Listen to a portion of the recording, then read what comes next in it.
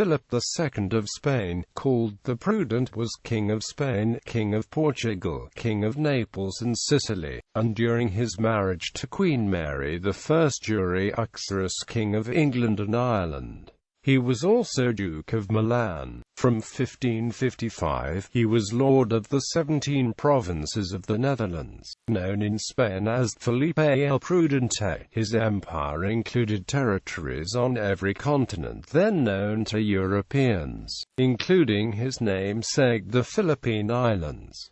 During his reign, Spain reached the height of its influence and power. This is sometimes called the Golden Age. The expression, "the empire on which the sun never sets," was coined during Philip's time to reflect the extent of his dominion. During Philip's reign there were separate state bankruptcies in 1557, 1560, 1569, 1575, and 1596. This was partly the cause for the Declaration of Independence, which created the Dutch Republic in 1581. A devout Catholic, Philip is also known for organizing a huge naval expedition against Protestant England in 1588, known usually as the Spanish Armada, which was unsuccessful, mostly due to storms and grave logistical problems. Philip was described by the Venetian ambassador Paolo Faglo in 1563 as slight of stature and round-faced, with pale blue eyes, somewhat prominent lip and pink skin, but his overall appearance is very attractive. The ambassador went on to say, "He dresses very tastefully, and everything that he does is courteous and gracious." Early years, 1527 to 54, the son of Charles V of the Holy Roman Empire, and his wife Infanta Isabella of Portugal, Philip was born in the Spanish capital of Valladolid on the 21st of May 1527 at Palacio de Pimentel, owned by Don Bernardino Pimentel. The culture and courtly life of Spain were an important influence in his early life. He was tutored by Juan Martinez Salicia, the future Archbishop of Toledo. Philip displayed reasonable aptitude in arms and letters alike. Later he would study with more illustrious tutors, including the humanist Juan Cristobal Calvete de Estrella. Philip, though he had good command over Latin, Spanish and Portuguese, never managed to equal his father, Charles V, as a polyglot. Despite being also a German archduke from the House of Habsburg, Philip was seen as a foreigner in the Holy Roman Empire. The feeling was mutual. Philip felt himself to be culturally Spanish. He had been born in Spain and raised in the Castilian court. His native tongue was Spanish, and he preferred to live in Spain.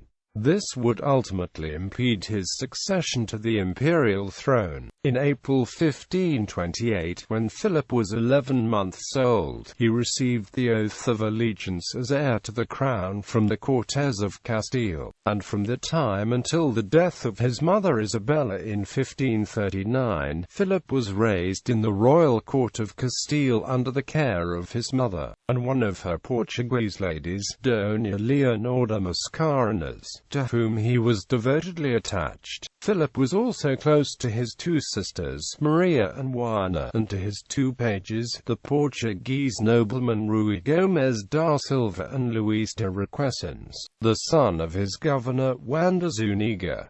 These men would serve Philip throughout their lives, as would Antonio Perez, his secretary from 1541. Philip's martial training was undertaken by his governor, Juan de Zuniga, a Castilian nobleman who served as the Comendador-Mayor of Castile. The practical lessons in warfare was overseen by the Duke of Alba during the Italian Wars. Philip was present at the siege of Perpignan in 1542, but did not see action as the Spanish army under Alba decisively defeated the besieging French forces under the Dauphin of France. On his way back to Castile, Philip received the oath of allegiance of the Aragonese Cortes at Monzon. His political training had begun a year previously under his father, who had found his son studious, grave, and prudent beyond his years, and having decided to train and initiate him in the government of Spain. The King-Emperor's interactions with his son during his stay in Spain convinced him of Philip's precocity in statesmanship, and so he determined to leave in his hands the regency of Spain in 1543.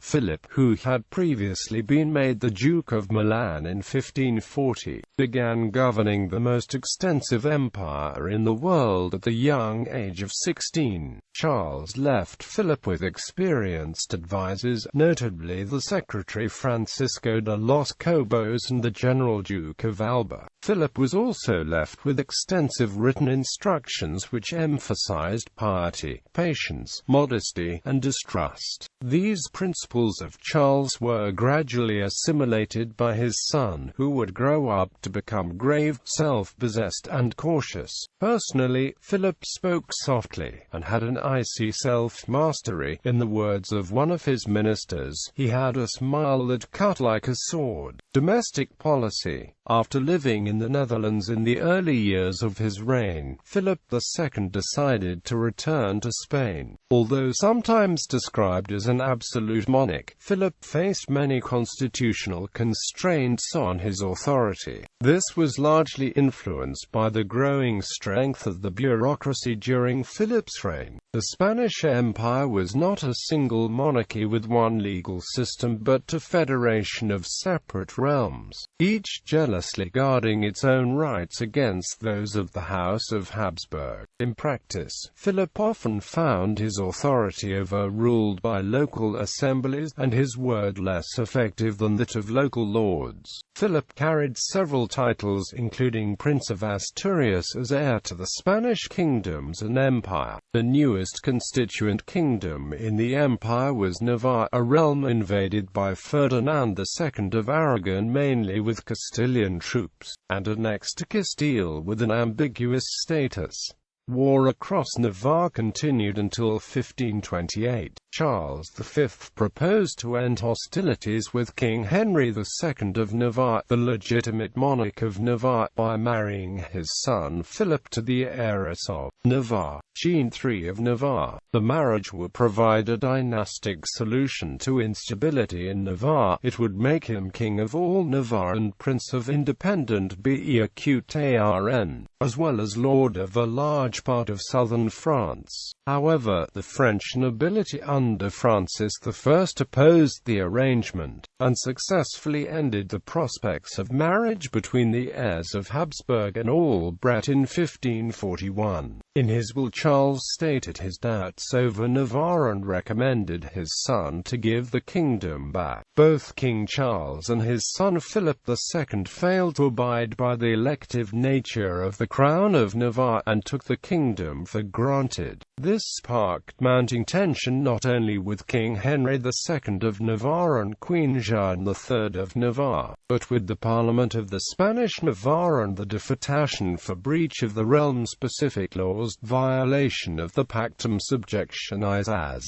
ratified by Ferdinand. Tensions in Navarre came to a head in 1592 after several years of disagreements over the agenda of the intended parliamentary session. In November 1592, the Parliament of Aragon revolted against another breach of the realm-specific laws, so the Attorney General of the Kingdom, Juan de Lanuza, was executed on Philip II's orders, with his secretary Antonio Perez taking to exile in France. In Navarre, the major strongholds of the kingdom were garrisoned by troops alien to the kingdom in conspicuous violation of the laws of Navarre, and the Parliament had long been refusing to pledge loyalty to Philip II's son and heir apparent without a proper ceremony. On the 20th of November 1592, a ghostly Parliament session was called, pushed by Philip II, who had arrived in Pamplona at the head of an unspecified military military force, and one only point on his agenda: attendance to the session was kept blank on the minutes. Unlawful appointments of trusted Castilian officials and an imposition of his son as future King of Navarre at the Santa Maria Cathedral. A ceremony was held before the Bishop of Pamplona, but its customary procedure and terms were altered. Protests erupted in Pamplona, but they were quelled. Philip II also grappled with the problem of the large Morisco population in Spain, who were sometimes forcibly converted to Christianity by his predecessors. In 1569, the Morisco revolt broke out in the southern province of Granada in defiance of attempts to suppress Moorish customs, and Philip ordered the expulsion of the Moriscos from Granada and the dispersal to other provinces.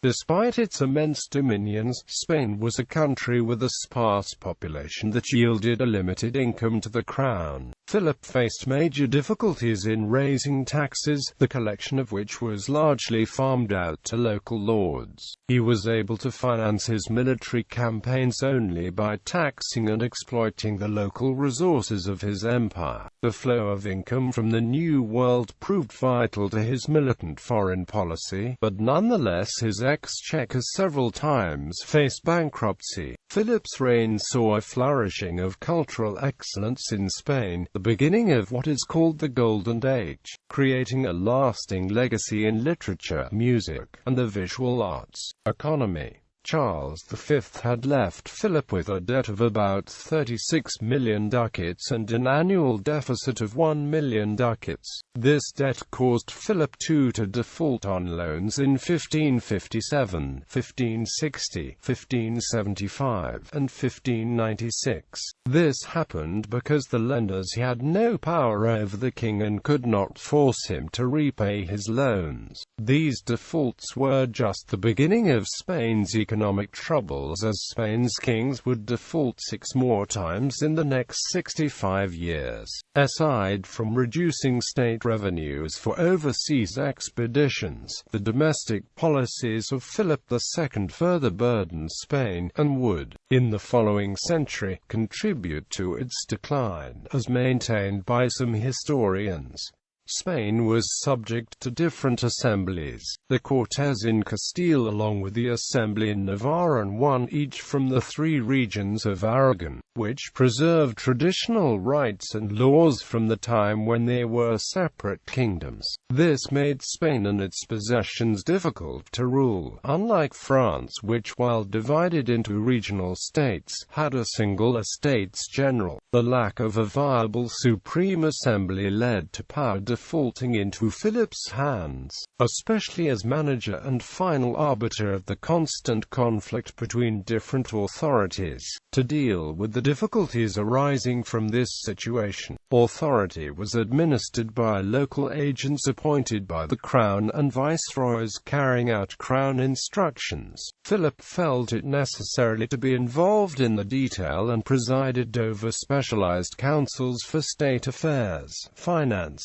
war, and the Inquisition. He played groups against each other, leading to a system of checks and balances that managed affairs inefficiently, even to the extent of damaging state business, as in the Perez affair. Following a fire in Valladolid in 1561, he resisted calls to move his court to Lisbon, an act that could have curbed centralization and bureaucracy domestically as well as relaxed rule in the empire. Instead, with the traditional royal and primacy seat of Toledo now essentially obsolete, Philip moved his court to the Castilian stronghold of Madrid. Except for a brief period under Philip III, Madrid has remained the capital of Spain to the present day, whereas his father had been forced to an itinerant rule as a medieval king. Philip ruled at a critical turning point in European history toward modernity. He mainly directed state affairs, even when not at court. Indeed, when his health began failing, he worked from his quarters in the palace monastery Pantheon of El Escorial he had built. But Philip did not enjoy the supremacy that Louis XIV of France would in the next century, nor was such a rule necessarily possible at his time. The inefficiencies of the Spanish state and restrictively regulated industry under his rule were common to many contemporary countries. Further, the dispersal of the Moriscos from Granada, motivated by the fear they might support a Muslim invasion, had serious negative economic effects, particularly in that region.